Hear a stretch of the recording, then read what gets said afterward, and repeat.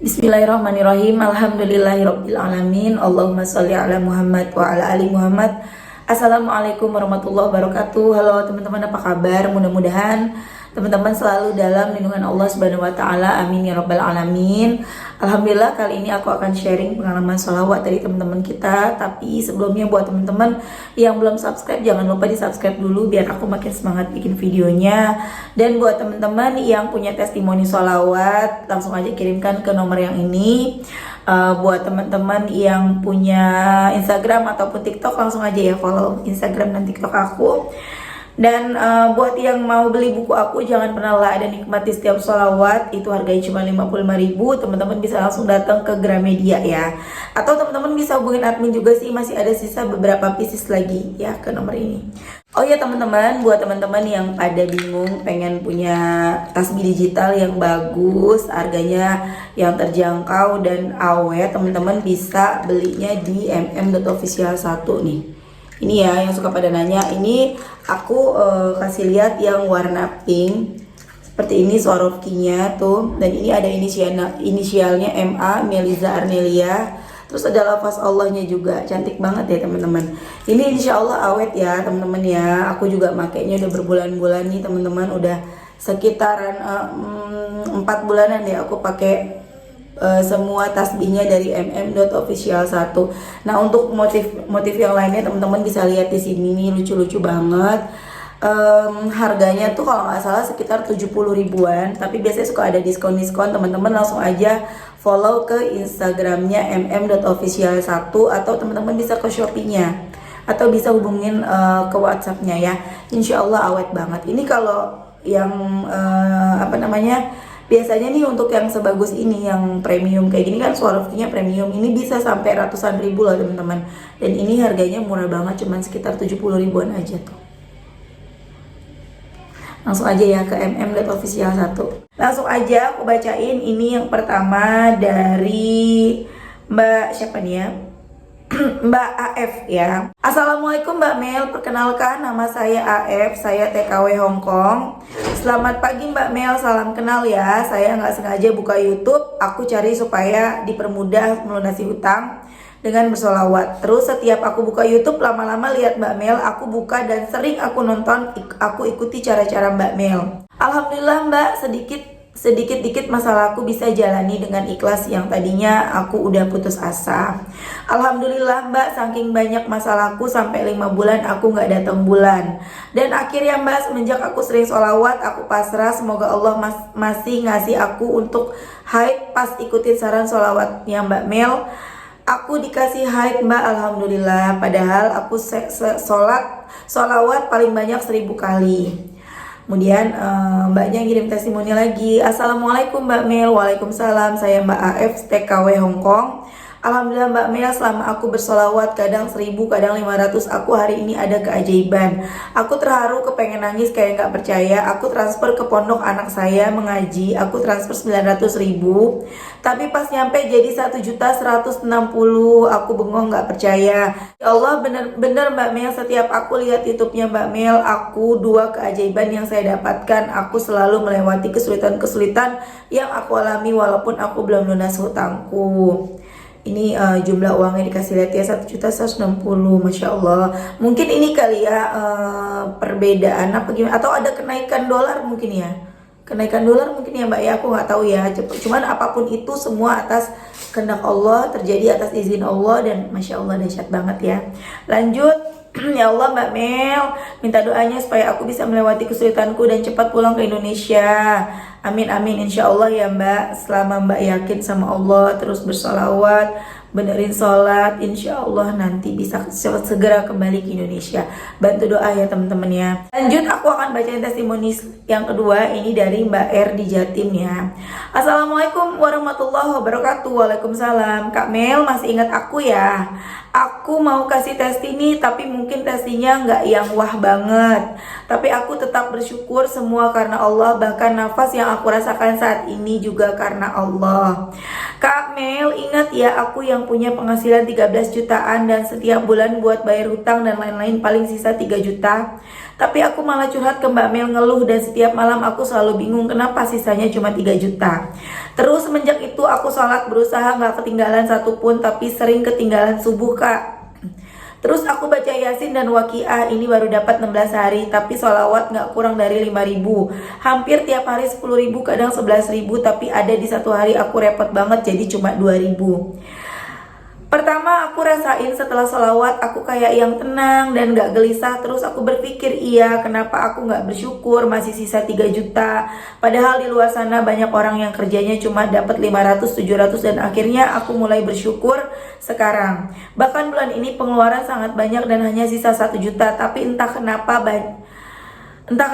aku nggak panik seperti biasanya. Aku panik karena 1 juta buat pegangan anak muda itu cukup. Itu 1 bulan pasti habis, bahkan nggak cukup ya kak. Tapi aku nggak panik sama sekali. Yang kedua, dulu aku pernah curhat ke kakak kalau ibuku banyak permintaan, dan aku sedikit kecewa. Tapi akhir-akhir ini aku merasa, oh iya, dia orang tuaku, mungkin kalau aku nggak mampu dia nggak akan minta. Mungkin ini adalah rezeki juga dari doa-doa dia, dan aku sadar itu setelah aku mulai istiqomah sholawat. Yang ketiga, aku sekarang seperti lebih lembut dan gak mudah emosi. Yang keempat, berusaha terus dekat sama Allah dalam hal apapun, berusaha ngadu sama Allah dalam hal apapun. Yang kelima, sahabatku sendiri kak, yang deket dari zaman dulu gak pernah lepas, ternyata dia menyimpan sifat iri ke aku, dan itu Allah tunjukkan. Sekarang aku bersifat biasa aja seperti tidak ada apa-apa, tapi aku juga waspada dan sedikit jaga jarak. Mungkin testiku gak sewah yang lain, bisa melunasi hutang dan lain-lain, bisa dapat uang ini itu, tapi buat aku Allah udah cukup baik denganku kak. Semua campur tangan Allah.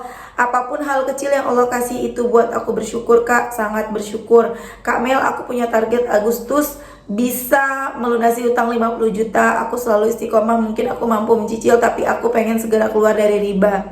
Dan doakan aku kak, aku mau buka usaha kecil-kecilan lagi biar bisa buat tambah-tambah melunasi hutangku. Semoga produknya laku, amin. Kak Mel, hampir tiap hari aku tuh sholawat sambil dengerin channel Mbak Mel, dan aku bersyukur Allah kasih jalan yang baik karena aku masih melakukan riba, tapi Allah masih sayang aku. Terima kasih ya kak.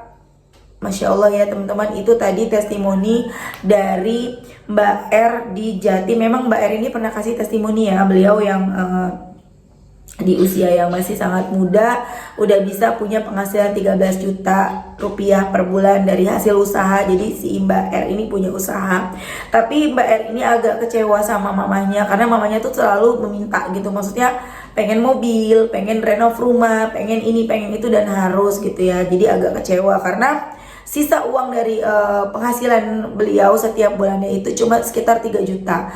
Dan ya kenapa aku bisa segini gitu loh, itu yang bikin Mbak R-nya rada kecewa gitu ya.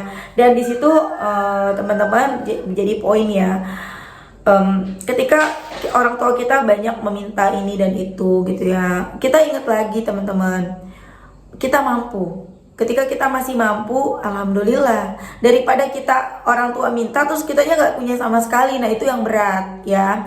Kalau orang tua minta di saat kitanya bisa, walaupun nanti hasilnya uang kita berkurang banyak, nggak apa-apa. Dulu waktu kita kecil, mereka udah banyak berkorban buat kita. Waktu kita kecil, dari mulai kita dalam perut orang tua kita, ibu kita, sampai lahir, sampai kita mulai sekolah, itu banyak banget yang mereka korbankan. Mungkin mereka pengen beli sesuatu, akhirnya demi kita mereka nggak jadi. Mereka pengen beli pengen beli makanan yang mereka suka, nggak bisa gitu ya. Pengen bisa beli baju yang mereka suka, nggak bisa. Itu semua mereka lakukan demi untuk kita gitu. Sementara saat kita sudah dewasa, dilihat sama orang tua kelihatannya mampu, nah mereka tuh jadi kepengen gitu ngerasain yang dulu nggak mereka rasain. Wajar ya, namanya juga manusia gitu teman-teman ya. Jadi teman-teman, siapapun kalian di luar sana yang saat ini memiliki orang tua yang banyak permintaan, banyak keinginan, turutin. Karena nanti ketika mereka udah nggak ada dan teman-teman kepengen nyenengin, teman-teman bakal nyesal banget karena nggak bisa gitu ya teman-teman ya. Karena teman-teman udah nggak ada lagi orang tua gitu Mbak R ya. Mumpung mamanya masih ada, mamanya kepengen apa turutin. Selama itu Mbak R yang mampu. Dan Mbak R kan punya kuncinya, punya sholawat. ketika uangnya udah tinggal menipis, ya Allah, hamba ikhlas nyenengin mama, hamba ikhlas nyenengin ibu, hamba ikhlas nyenengin orang tua. Tolong ya Allah, mampukan hamba. Jangan sampai hamba hutang riba. Jangan sampai gara-gara nyenengin orang tua, hamba harus nyemplung ke riba. Itu Allah pasti bantu kok. Nyenengin orang tua, ngasih orang tua itu berkah loh. Apalagi ibu kita sendiri, ayah kita sendiri, itu lebih besar berlipat pahalanya daripada kita susah-susah. Kita maksudnya kita punya uang maunya sedekah ke masjid, ke anak yatim, kemana-mana, sementara orang tua kita butuh.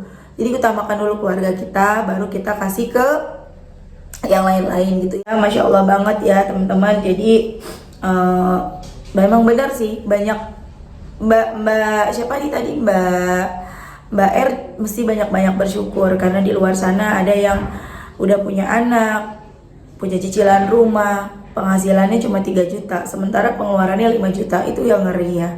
Dan aku rasa udah jadi rahasia umum ya, yang namanya kita gajian itu pasti gajian tuh cuma numpang lewat doang. Itu udah jadi rahasia umum. Gajian cuma numpang lewat, gak apa-apa, disyukuri dulu, disyukuri sambil terus bersolawat. Nanti lama-lama sedikit demi sedikit bisa kekumpul uangnya pasti ya. Dan satu lagi yang mesti diingat, rizki yang kita punya ya, rizki yang misalnya dalam hal uang ya, materi, uang yang kita punya, yang ada di dompet kita, yang ada di ATM kita, itu bukan rizki kita. Maksudnya itu gak kita bawa teman-teman.